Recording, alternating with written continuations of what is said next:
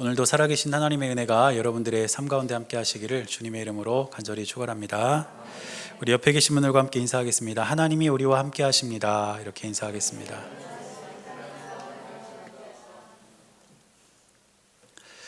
오늘 모처럼 만에 비가 안 온 것 같아요. 하루 종일 비 없는 하루는 정말 오랜만인 것 같습니다. 그래서 저도 오늘 모처럼 만에 마음을 좀 푹 놓고 하루를 지냈는데, 아직 장마는 안 끝났다고 그러죠? 다음 주 월요일인가요? 15일? 네, 그때까지 장마가 계속 된다고 하니까 여러분들의 삶에 이 장마로 인해서 큰 어려움이 없게 되시기를 바랍니다. 오늘 우리가 함께 시편 14편 말씀을 읽었는데, 이 시편 14편 말씀을 보면 악한 세상에 대해서 그렇게 나오는 것을 볼 수가 있습니다. 우리가 살아가는 세상은 악한 세상이죠. 그런데 이 악하다라는 말이 단지 어떤 범죄만을 의미하는 것은 아닙니다. 성경에서 악하다 하는 것은 하나님의 뜻과 하나님의 목적에 반대되는 것은 다 악하다고 되어 있어요. 그렇기 때문에 하나님께서 이 세상을 완벽하게 창조하셨는데, 인간의 죄가 이 세상에 들어오면서 벌어진 모든 일들은 전부 다 악하다고 볼 수가 있습니다. 우리가 올해 겪고 있는 코로나 바이러스나 또 이런 긴 장마로 인한 폭우, 이런 것들도 넓은 의미에서 보면 악이라고 볼 수 있습니다. 왜냐하면 하나님께서 창조하신 이 자연 질서가 깨지면서 발생된 일들이기 때문에 이것 역시 악이라고 볼 수 있다는 것이죠. 또 이런 자연재해뿐 아니라 우리 일상에서 벌어지는 일들을 보면 악한 일들이 너무너무 많이 벌어지고 있다는 것을 설명드리지 않아도 아마 잘 아실 거라고 생각합니다. 그러면 이러한 악한 세상, 악한 일들이 어제 오늘 일일까? 그렇지 않습니다. 성경을 보면 아담과 하와가 죄를 범한 뒤로 이 세상은 언제나 악한 세상이었다는 것을 우리가 알 수가 있습니다. 그런데 세상은 이처럼 언제나 악했지만, 그런 악한 세상 속에서 하나님은 항상 하나님이 찾으시는 사람이 있었어요. 그래서 하나님의 뜻을 따라 살아가기를 원하는 그 사람을 찾아내셔서 바로 그 사람을 통해 하나님의 역사를 이루어 가시고 하나님의 뜻을 이 세상에 전하셨던 것을 우리는 말씀을 통해서 살펴볼 수가 있습니다. 그 대표적인 사람이 누구냐면 바로 노아입니다. 창세기 6장 5절을 보면 하나님께서는 악한 세상에 대해서 이렇게 말씀하십니다. 여호와께서 사람의 죄악이 세상에 가득함과 그의 마음으로 생각하는 모든 계획이 항상 악할 뿐임을 보시고, 이렇게 말씀하셨습니다.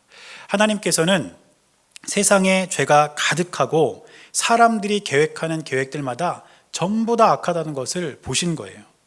그런데 그런 악한 세상 속에서도 의인으로 살아가는 한 사람이 있었는데, 그 사람이 누구냐면 바로 노아였습니다. 그래서 창세기 6장 8절을 보니까 또 이렇게 기록합니다. 그러나 노아는 여호와께 은혜를 입었더라. 세상이 악하고, 그래서 하나님이 그 세상을 바라보시며 탄식하고 한탄하고 있는 그런 상황 속에서도 노아라는 이 한 사람은 하나님이 찾으시는 의인이었고, 그래서 하나님은 이 노아를 통해서 인간의 역사를 계속 이어가셨다는 사실입니다.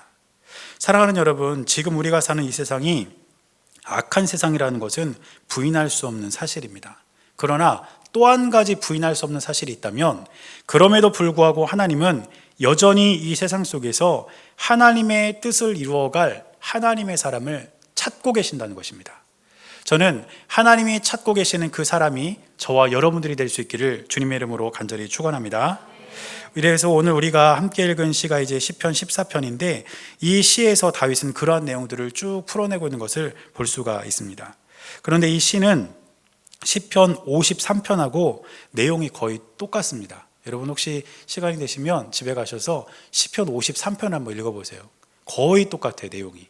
그러면 왜 이렇게 똑같은 시가 시편에 두 개나 들어있나, 이런 우리가 궁금증을 가질 수가 있는데, 그 이유에 대해서는 나중에 53편 볼 때 한번 같이 또 이렇게 이야기를 나눠보도록 하고, 오늘은 이 14편의 내용에 대해서만 한번 살펴보도록 하겠습니다.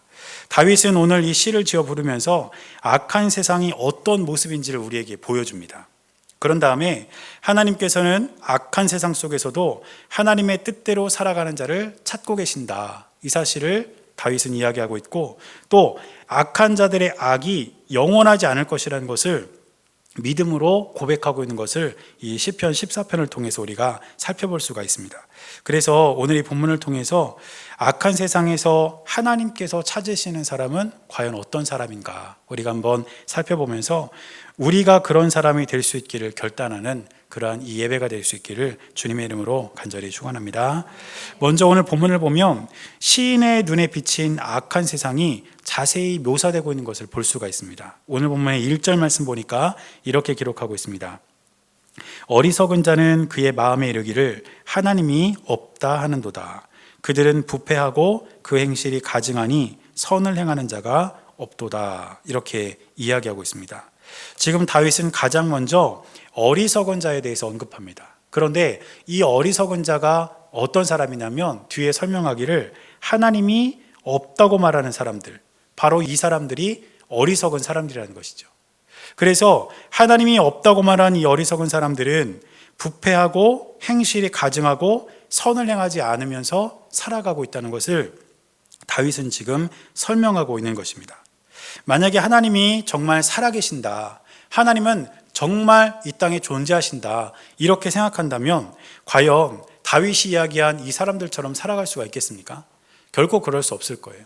하나님이 정말 살아계시고 하나님이 정말 존재한다는 것을 분명히 믿는다면 어떤 누구도 이 땅에서 그 행실이 가증하거나 부패한 삶을 살거나 선을 행하지 않고 살아갈 수 있는 사람은 없을 겁니다.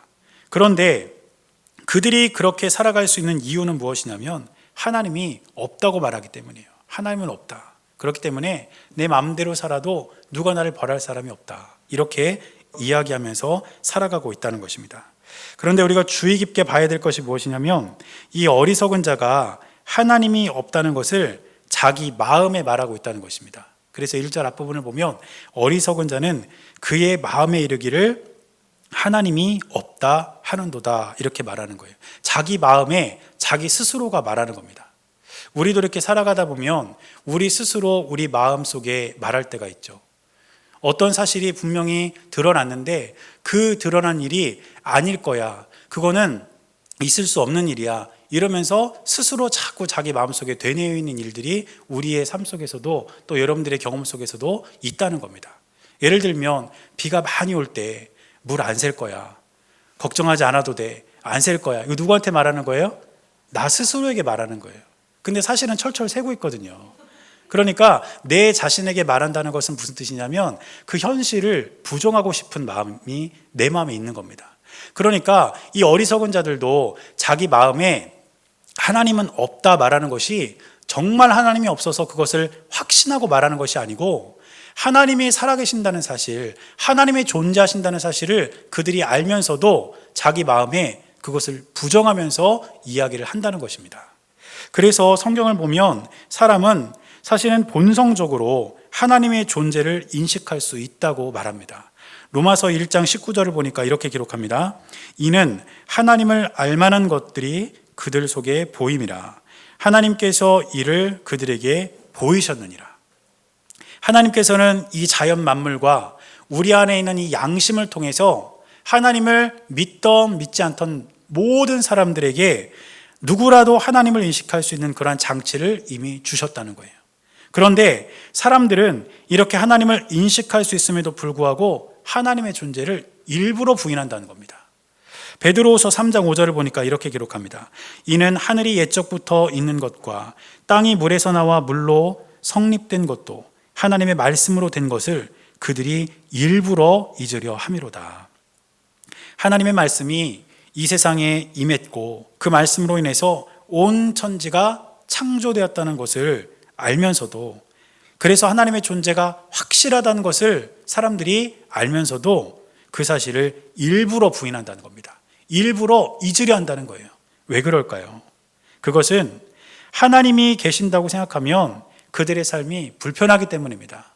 다시 말하면 하나님이 정말 살아계신다고 생각하면 그들이 악을 행할 수 없고 쾌락을 누릴 수 없고 그들이 살고 싶은 대로 살 수가 없기 때문에 하나님이 존재한다는 사실을 느끼면서도 하나님은 없어, 하나님은 눈에 보이지 않아, 그렇게 그들 마음에 스스로 이야기하면서 계속해서 그들이 살고 싶은 대로 살아간다는 것입니다.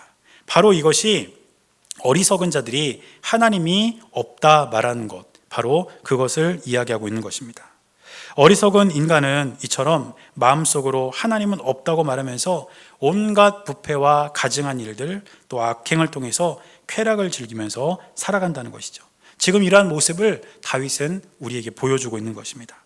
또 이어지는 3절을 보니까 이런 악한 세상의 모습이 점점 더 펼쳐지는 것을 볼 수가 있습니다. 3절 말씀에 이렇게 기록합니다.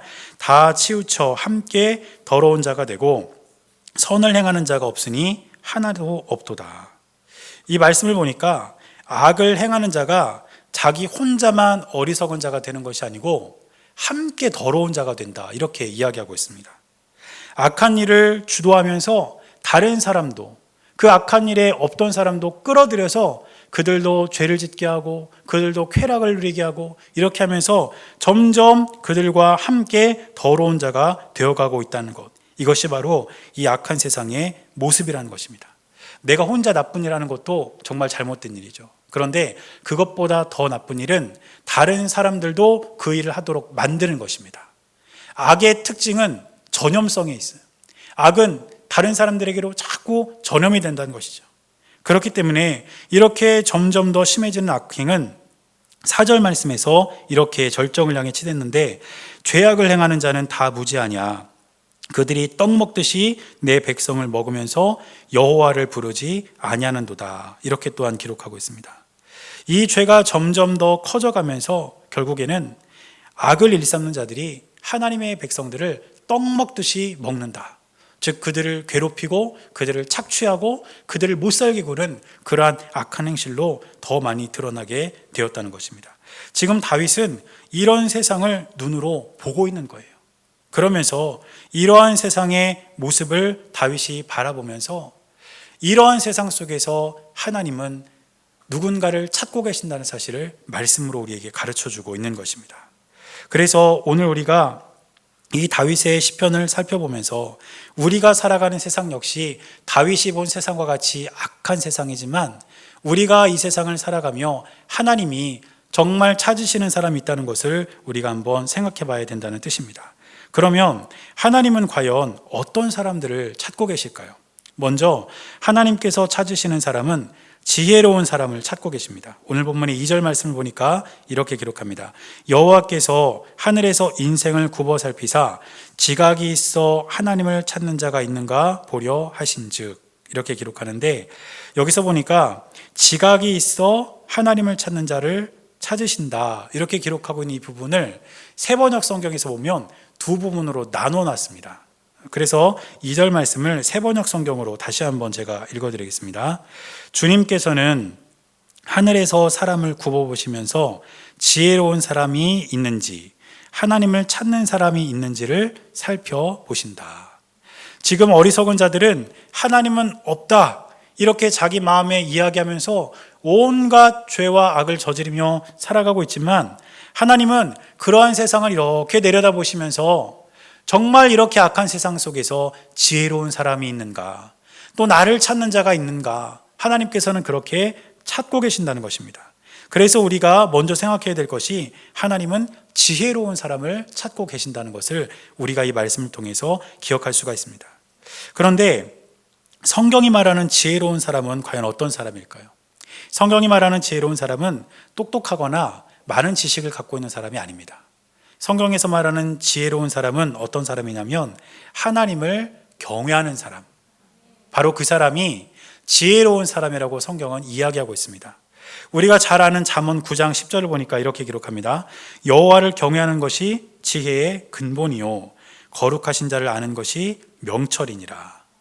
또 시편 2편 10절과 11절을 보니까 이렇게 기록하고 있습니다.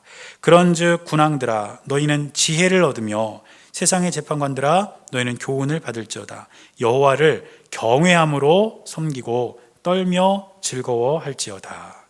이처럼 여호와 하나님을 경외하며 섬기는 것, 그것이 바로 지혜이고, 하나님께서 찾으시는 지혜로운 사람은 하나님을 경외하는 사람, 바로 그 사람이 지혜로운 사람이라는 것을 우리는 분명히 기억해야 될 줄로 믿습니다.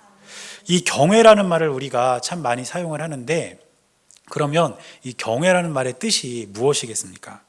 이 경외라는 말은 하나님을 공경하는 마음에서 오는 두려움, 이것이 바로 경외라는 말의 뜻이라고 볼 수가 있습니다.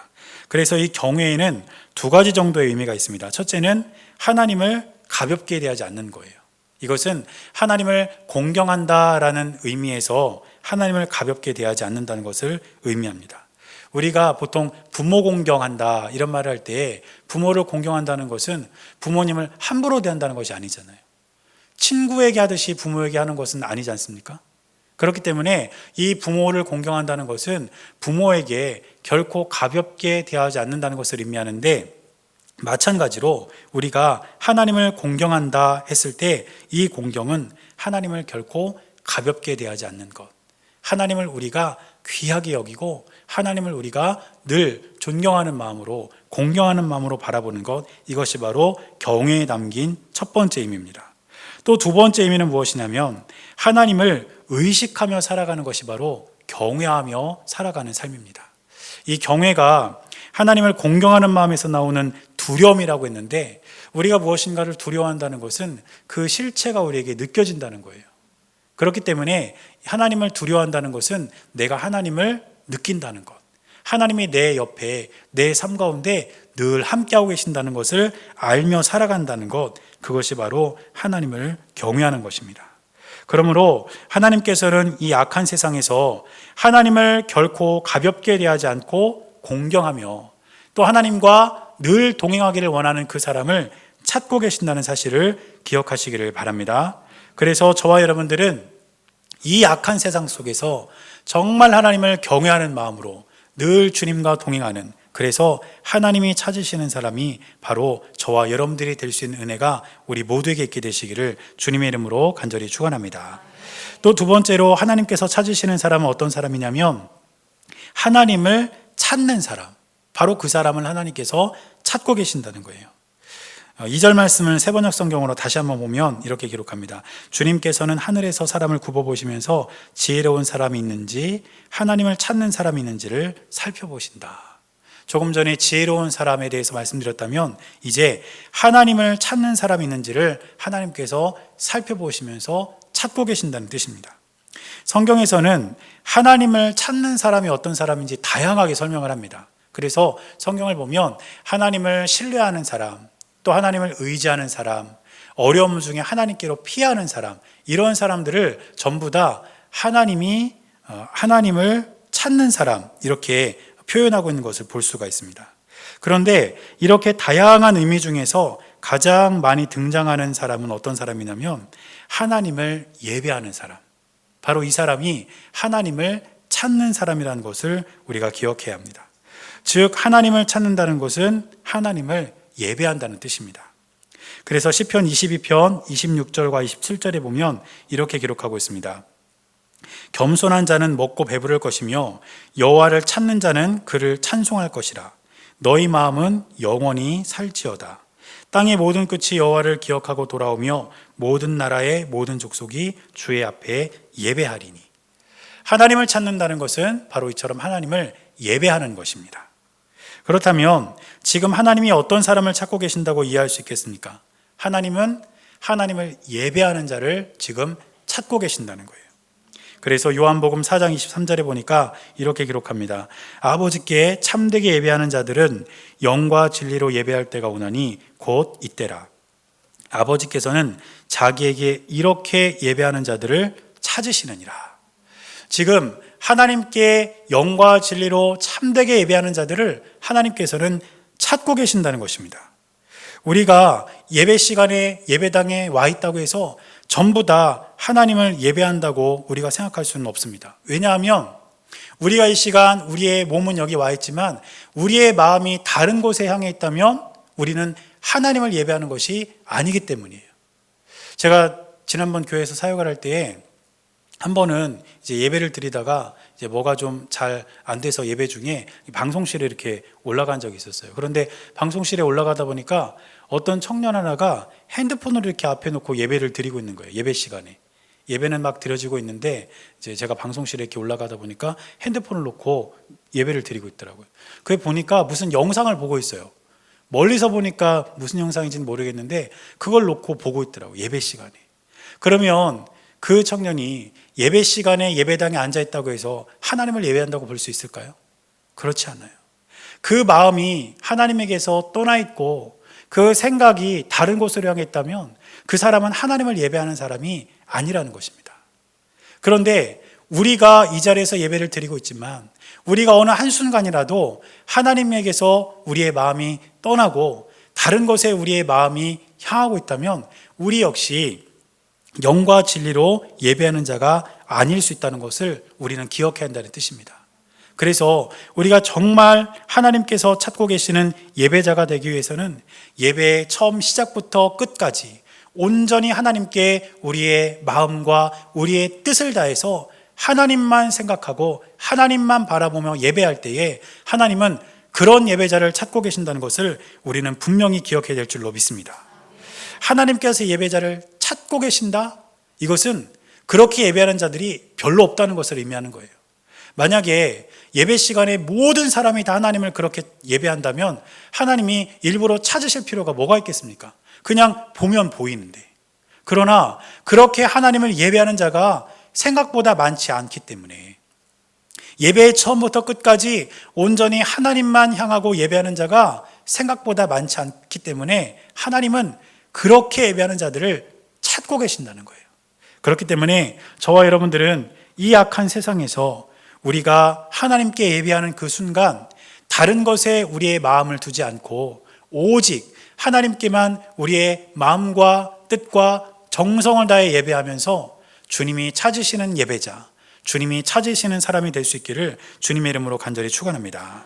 이처럼 세상은 이렇게 악한 세상이지만 그래서 하나님이 없다 말하면서 각종 쾌락과 죄를 저지른 사람이 많은 세상이지만 하나님은 이처럼 하나님의 뜻대로 살아가는 사람, 즉 지혜로운 사람, 하나님을 경외하는 그 사람을 찾고 계시고 하나님을 예배하는 사람, 그 사람을 하나님께서는 찾고 계신다는 사실을 우리가 기억하면서 저와 여러분들이 바로 그런 사람들이 될 수 있기를 주님의 이름으로 간절히 축원합니다.